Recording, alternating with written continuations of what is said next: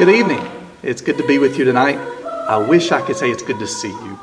Hopefully in the next few weeks we'll all be able to be back in the building together, fellowship with each other, have our Bible study together. In the meantime, we're trying to leverage technology to do the best we can. At least we're together in spirit tonight as we're spending a little bit of time pausing during our week, thinking about spiritual things.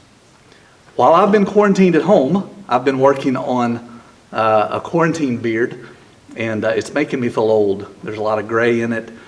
We'll see how it goes. I don't know. My wife may kick me out, or I guess if it goes long enough, I may challenge Dale on how long it gets. I'm not making light of the situation. Certainly there's a lot of uncertainty, even fear maybe about what's going on. And I hope tonight we can spend a little bit of time talking about how to handle that. I want to start by telling you about a man named Horatio Spafford, S-P-A-F-F-O-R-D. He was a successful businessman in Chicago in the 1860s. He was an attorney. He was a real estate investor. He was married to a beautiful young woman named Anna. They had 4 beautiful daughters. And by the late 1860s, they had a baby boy. Unfortunately, things changed in 1871. You see, there was his son died from complications from pneumonia. He was 4 years old at the time. Can't imagine having to live through something like that. But on top of that, in the fall of 1871 was the Great Chicago Fire. All of his real estate empire went up in flames. He was devastated. Obviously, you lose your young son, you lose essentially your business. But Mr. Spafford was a religious man. In fact, he was a deeply religious man. He started about rebuilding his life one piece at a time. By 1873, 2 years later, things were going better. He was rebuilding some real estate. He decided that he was going to take his family on a vacation/religious campaign over to Europe. They made all their arrangements. They were going to set sail from the east coast of America, sail over to England.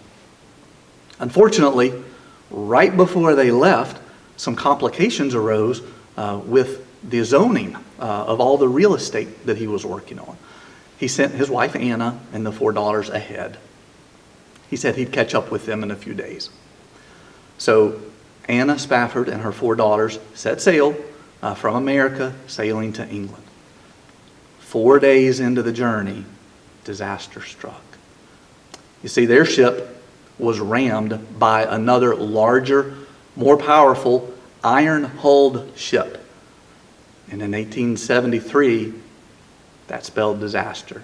See, the ship that the Spafford family was on sunk beneath the waves within a mere 12 minutes. Mrs. Spafford found some debris to hang on to. She was rescued, but the 4 girls were lost. Mrs. Spafford made it to England, where she sent a telegraph to her husband with these haunting words: "Saved alone."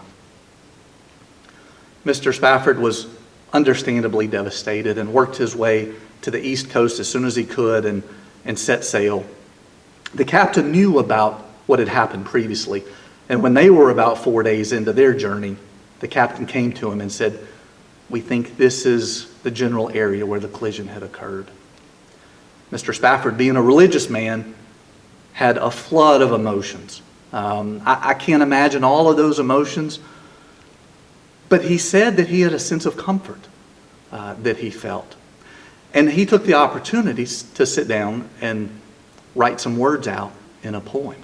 You may have heard these words. I want to read them to you tonight. He actually wrote 4 verses. His daughter added, a later daughter that he and his wife had, added a 5th verse. So I'm going to read his original 1st, 2nd, 3rd verse and his daughter's 4th verse. This is Horatio Spafford on the ship. What he wrote was when he was above the area in which his 4 daughters perished.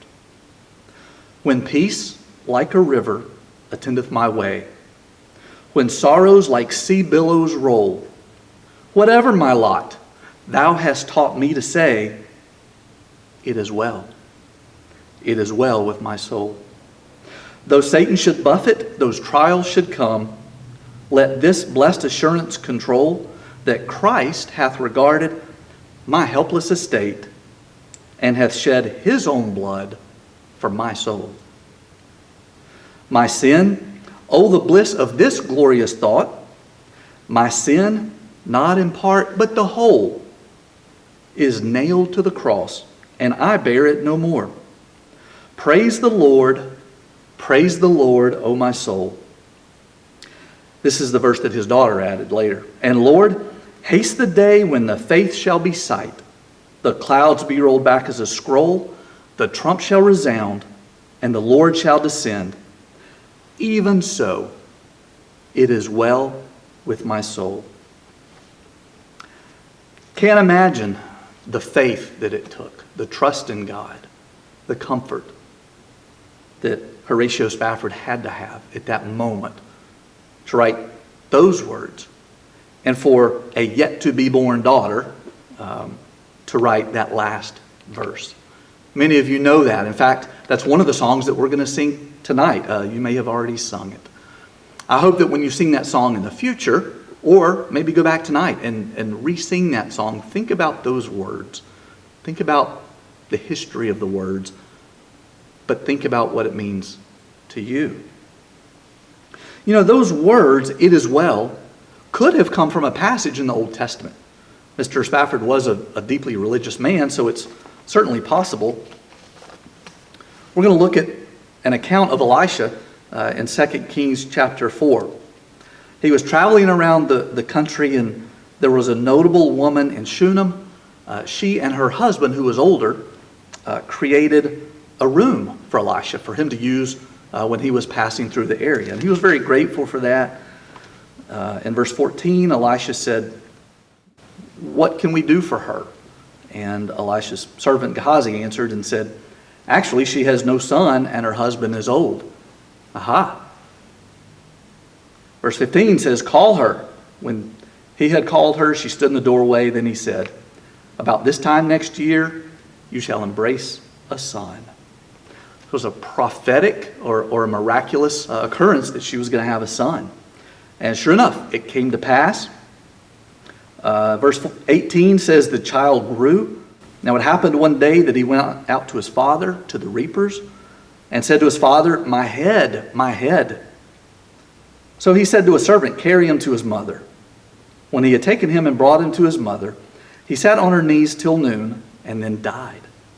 This child of promise, the one that Elisha had promised, is now dead. Verse 21. And she went up and laid him on the bed of the man of God, that's Elisha, shut the door upon him and went out.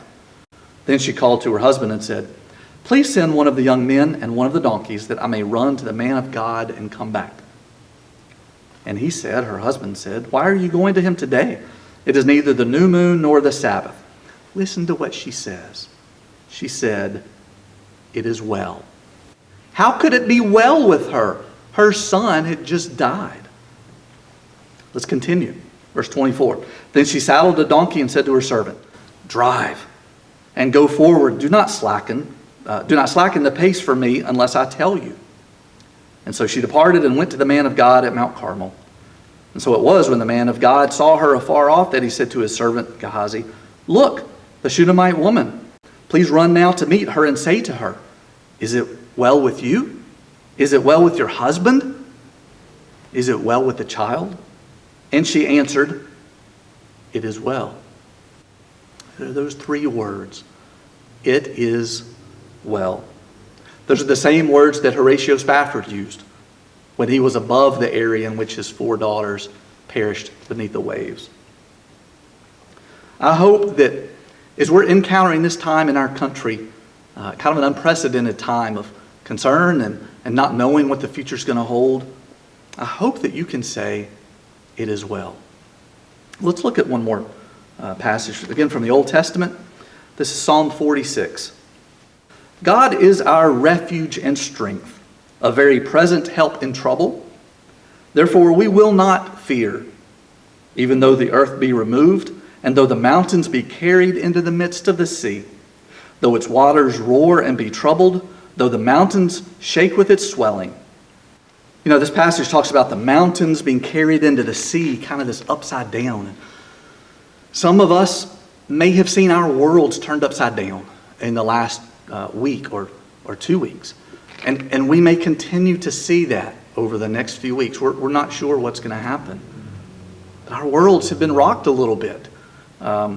Not just with the virus, but if you remember before the virus, the first week of March, Tennessee had some terrible tornadoes that came through. Several people lost their lives. In fact, a young family in Cookeville, with whom Cindy and I are fairly close, lost their 4-year-old daughter. People are hurting. People are hurting. People are unsure. There's fear. And that's natural. And that's okay. But I hope and I encourage you to use what this verse says, not to trust in ourselves. God is our refuge. God is our strength. Sometimes when we don't have the strength to say it ourselves, to say, it is well with our soul, we can lean on God. I'm comforted by the fact that even though there are a lot of unknowns right now, that God's in control. And I can put my faith and trust and hope in Him. Even in the midst of all of the uncertainties and fear, I hope that we can look for something good. I hope we can find something good in what's going on around us. You know, our nation is in a forced timeout, if you will. Families are having to spend time with their families. Maybe that's one small good thing. Families are spending time together playing board games at night. They're going for walks together. I have no doubt that families are spending time reconnecting with one another. I hope that's something you've been able to do. As I've been driving around a little bit, I've noticed people sitting on their front porch. I didn't know people did that anymore. I did that when I was a child at my grandparents' house. We'd sit on the front porch in the summer and just wave at the cars as they go by. It's been years, I feel like, since I've seen people sitting on their front porch. I've seen in my neighborhood many more families out walking, couples walking together. They're exercising, they're talking. In fact, they're getting to know their neighbors better now than before any of the quarantine type things started. I hope that you can look for some opportunities to find good in whatever situation that you're in. I hope that in our community, in our families, in our state, even our country, we use this forced time out, this quarantine, as a time to reflect on God. And maybe perhaps turn back to God. I encourage you to use the opportunity within your own families, with your friends, maybe your neighbors, to talk about God. Use this as an opportunity. We don't know what the future's going to hold. I hope that you can say, it is well with my soul. It may be that you're struggling to say that. Some of us do go through times in our life where we struggle to say that. Like Psalm 46 said, lean on God. But more than that, to our church family, lean on each other. Let's check in with one another. Take care of each other. If you need help right now, especially physical or spiritual help, please contact one of the elders, one of the ministers, the deacons, any of the church members. Let us know, especially if you need prayers from a spiritual side of things. It may be that you can't say, it is well with my soul, because you know that you're not in a right relationship with God because you've never been baptized. You know, our baptistry is still ready. If the need were to arise, if you or your friend, someone in your family, we believe that we could do a safe environment in which somebody's able to be baptized. I encourage you to keep God in the forefront of your thoughts and your minds and your prayers during this unprecedented time in our country. And I encourage you to lean on God enough so that you can say, "It is well with my soul." Thank you. May God bless. Whatever